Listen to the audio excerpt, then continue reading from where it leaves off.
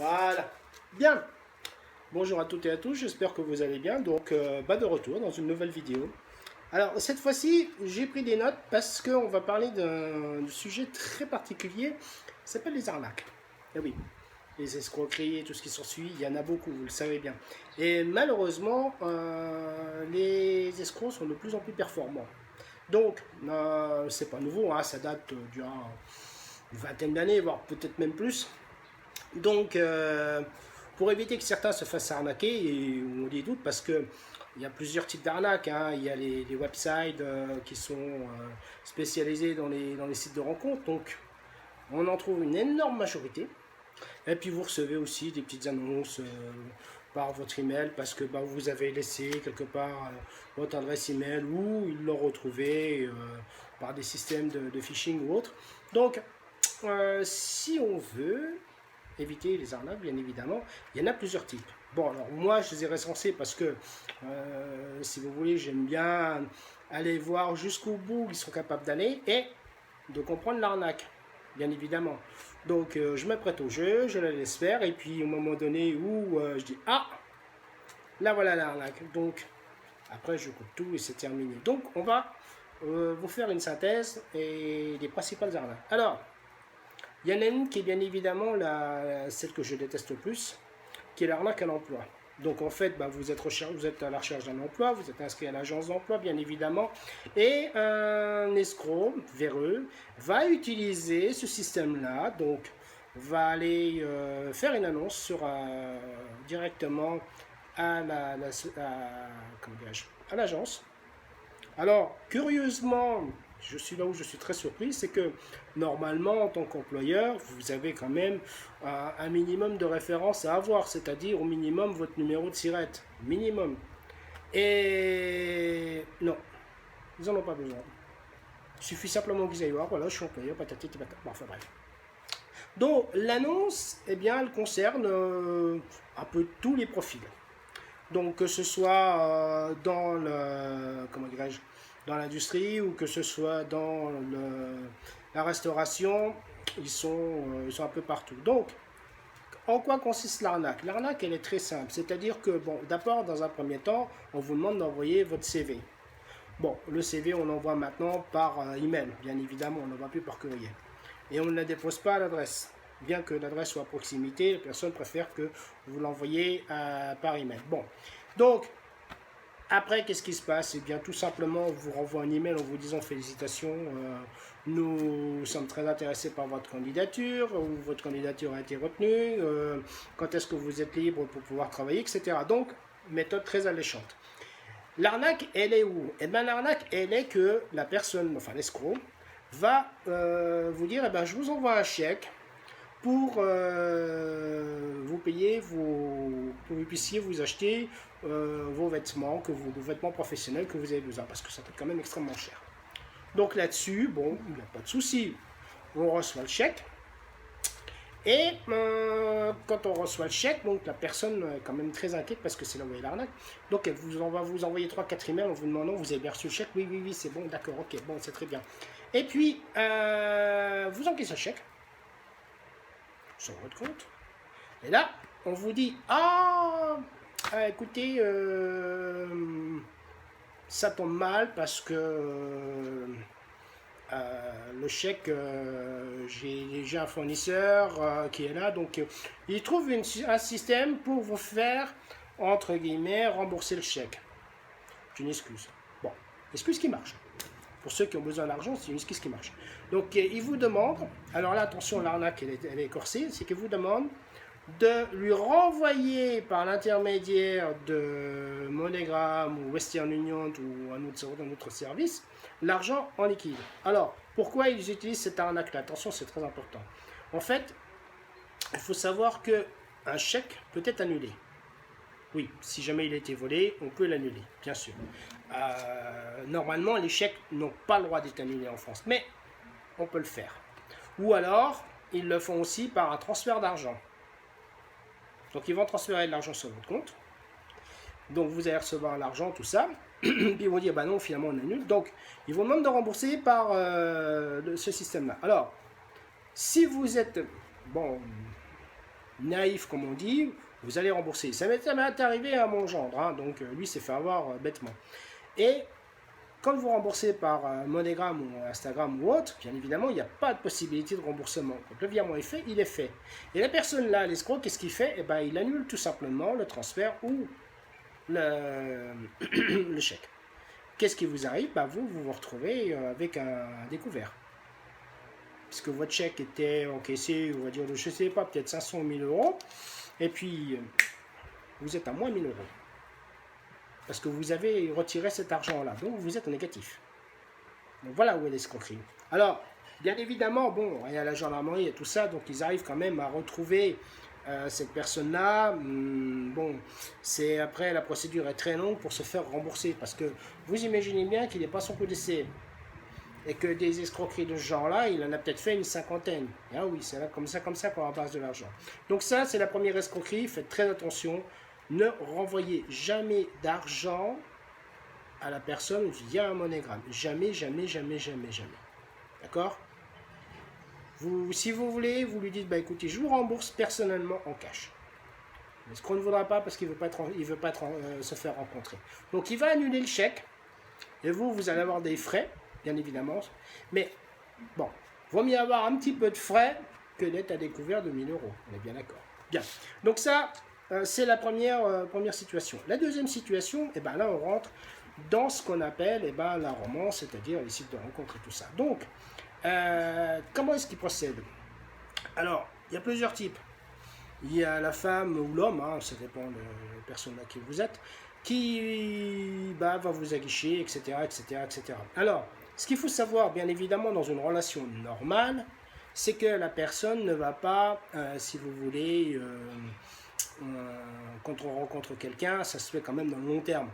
On ne va pas accorder sa confiance tout de suite, que ce soit un homme ou une femme, surtout les femmes bien évidemment, elles vont quand même beaucoup plus méfiantes, elles vont quand même beaucoup plus de garanties avant de se mettre en couple.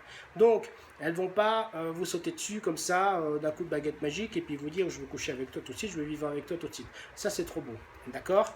Donc, quand une femme commence à vous dire qu'elle veut vivre avec vous, 2 semaines simplement, que vous avez discuté avec elle, il y a anguille sous roche. Ça, vous pouvez être clair, net et précis. Il y a quelque chose qui se trame. Bien. Donc, qu'est-ce qu'elle fait, la femme? C'est les professionnels, il ne faut pas l'oublier. Hein. Originaire généralement du Ghana ou d'autres parties de l'étranger, soit à Londres, enfin United Kingdom, ou soit dans d'autres pays étrangers, Amérique et autres. Mais pas un pays en France, bien évidemment. Ils évitent un pays en Europe. Et aussi les Russies, bien évidemment. Ils sont très forts là-dessus. Donc, qu'est-ce qu'on va vous demander? On va vous dire, tiens, il y a plusieurs types. Le premier type, c'est une femme qui est à l'armée, par exemple, et qui on lui a volé sa carte de crédit, ou elle peut pas retirer de cash parce qu'elle se trouve en déplacement sur un contingent où il n'y a rien du tout, et elle a besoin de quelques petites fournitures pour l'hygiène des femmes. Donc, c'est 3 fois rien. C'est des petits mandats que vous allez envoyer 200, 300 euros. Donc, vous faites les mandats et elle récupère l'argent. L'arnaque, elle est là, bien évidemment. Donc, vous avez aussi, alors bien évidemment, je vous envoie des photos d'elle toute nue, hein, si vous le souhaitez, il n'y a pas de souci. Donc, ensuite, la deuxième arnaque, elle consiste une pauvre femme qui est à l'étranger, qui est en déplacement professionnel, par exemple, et puis d'un seul coup, elle se fait agresser, et puis elle se fait tout voler. Donc elle est dans la détresse complète, alors elle va changer l'adresse email, et puis elle va vous dire voilà, j'utilise l'adresse du mail d'une amie ou d'un ami, et puis je suis très embêté, j'ai plus d'argent, j'ai plus rien, il faut que je retourne dans mon pays, il faut que je paye mon billet d'avion, etc., etc. Donc ça va être une arnaque de l'ordre de 2 à 3 000 euros, hein, si vous le pouvez, bien évidemment. Donc ça c'est pareil, évitez absolument. Donc toujours, alors ce qu'il faut faire attention, c'est que même si par exemple vous allez demander le passeport de la personne-là, elle va vous dire qu'elle ne peut pas aller elle-même récupérer l'argent. Ça va être un ami, une cousine, un cousin, patati patata. Enfin, c'est jamais elle, de toute façon. Donc, bien évidemment, ne marchez pas dans la combine parce que vous pouvez être sûr et certain qu'il y a une arnaque. Si on vous renvoie une autre adresse en vous disant c'est ma cousine patati patata, qui correspond absolument à rien, Voilà, c'est une arnaque complète. Il faut savoir aussi que au niveau des Russies, il y a des réseaux qui sont organisés. Donc, il se peut très bien qu'il y ait que ce ne soit pas une femme, mais un homme qui soit à sa place et qui vous réponde très clairement. Donc, ils utilisent des photos qu'ils ont récupérées sur Facebook ou autre, ou de leurs amis. Et bien évidemment, bah, vous marchez dans le jeu. Et comme vous êtes naïf, bah, vous faites avoir. Donc, n'envoyez pas d'argent. Si vous voulez, si par exemple on vous demande, bah tiens, j'ai eu le cas, hein, où on me demande, bah oui, tiens, je voudrais bien, j'ai besoin pour payer mon billet. D'accord, ok, pas de problème, je t'envoie le billet. Vous pouvez le faire. Et vous pouvez l'annuler, puisque c'est vous le propriétaire. Elle ne peut pas l'annuler et encaisser l'argent, c'est pas possible. Donc vous allez voir tout de suite, elle va vous dire non, c'est pas possible. Il y a des problèmes, patati patata. Ça, c'est pas vrai du tout. La poste fonctionne très bien. Et par email, vous pouvez très bien lui envoyer son billet d'avant. Elle n'a plus juste besoin qu'à imprimer. C'est clair et net. Donc, ça aussi, c'est une belle arnaque. Ensuite, eh bien, on a aussi le problème de l'héritage. Alors ça aussi, c'est une belle arnaque. Ça vient d'Afrique, ça. Donc c'est un homme ou une femme qui a hérité de son mari qui est décédé. Elle ne peut pas récupérer l'argent. Bizarre quand même. Parce qu'elle est à l'étranger et qu'il faut qu'il y ait quelqu'un qui soit sur le pays. Donc comme vous habitez en France, eh bien elle va vous poser la question. Voilà, mon mari a déposé une grosse somme d'argent sur un compte bancaire en France. Je ne peux pas le récupérer parce qu'il faudrait que je me présente en personne. Est-ce que vous pouvez faire les papiers? Donc on va vous faire tout un tas de documents. Alors, faites attention parce que bien évidemment, quand vous allez recevoir l'email de la soi-disant banque qui va vous contacter, vous avez deux solutions. N'essayez pas d'appeler, de toute façon, l'escroc, il est au bout de la ligne et il va vous répondre. Ce qui se passe généralement, et là où vous allez vous en rendre compte, c'est qu'il n'y a pas comment dirais-je, de logo. Normalement, il y a un logo de la banque qui est en bas de la feuille, en haut gauche ou à droite ou au-dessus. Donc, on a déjà une lettre personnalisée. Quand la banque vous adresse un courrier, elle a une lettre personnalisée, elle a un logo personnalisé qu'elle inclut dedans. Donc ça, elles ne le font pas. Donc ça, c'est le premier signe où vous allez vous faire arnaquer.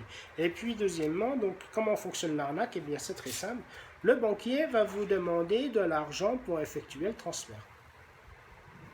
Vous allez vous poser la question, mais j'ai, par exemple, on va dire, c'est des grosses sommes, hein, c'est 10 et 15 millions, et on vous promet 25%, j'ai oublié de vous dire, on vous promet 25% de commission sur cette transaction. Alors, 25% de commission sur une transaction, c'est énorme. Normalement, les transactions, c'est 5% maximum, hein, entre 0 et 5%. 25%, c'est là où est l'arnaque. Donc, bien évidemment, c'est là où, bien sûr, on va vous demander d'effectuer un paiement. Donc le paiement, eh bien, en plus, alors le paiement, c'est par mandat. Donc, vous pourriez éventuellement leur dire, ben, on fait un transfert banque to banque. D'accord? Ce qui est quand même plus facile. Vous me donnez le numéro de compte, je vous transfère l'argent et c'est terminé. Vous pouvez annuler le transfert, bien évidemment. La escroc, il ne voudra pas, puisqu'il n'y a pas de numéro de compte et il n'est pas dans une banque. Donc ça, c'est déjà une chose qui est déjà acquise. Ils vont vous demander une petite somme de 800 000 euros, quelque chose comme ça, pour effectuer le transfert. Donc, bien évidemment, ne donnez pas suite et laissez tomber. Et puis ensuite, la dernière, alors là, vous allez tomber des nuls, c'est, on va dire, quelque chose qui ressemble à la prostitution. En fait, les hommes ou les femmes vont vous contacter, vont essayer de vous aguicher, tout ça. Et après, ce qu'ils vont faire, ils vont tout simplement, eh bien, si tu veux une photo ou des photos de moi plus intéressantes, patati patata, ils vont vous demander d'acheter une carte, ce qu'on appelle une gift card, c'est-à-dire une carte pour iTunes, Amazon ou autre, et de leur faire parvenir pour qu'ils puissent vous envoyer. Donc ça s'appelle de la prostitution purement et simplement. Le minimum, c'est quand même 80 euros. Donc ça fait cher quand même pour quelques photos. Donc, que vous ne recevrez jamais en plus. Ou peut-être que vous allez les recevoir, mais ça ne donnera pas la suite de ce que vous espérez. Donc n'insistez pas, laissez tomber. Hein. C'est les meilleures arnaques qui sont sous. Donc, eh bien, oui, je pense que j'ai fait tout le tour. Hein. Si jamais, effectivement, bah, vous avez des commentaires, bah, n'hésitez pas, vous les mettez en dessous, et puis moi, je vous répondrai, hein, de toute façon. Pour le reste, eh bien, ma foi, bonne chance.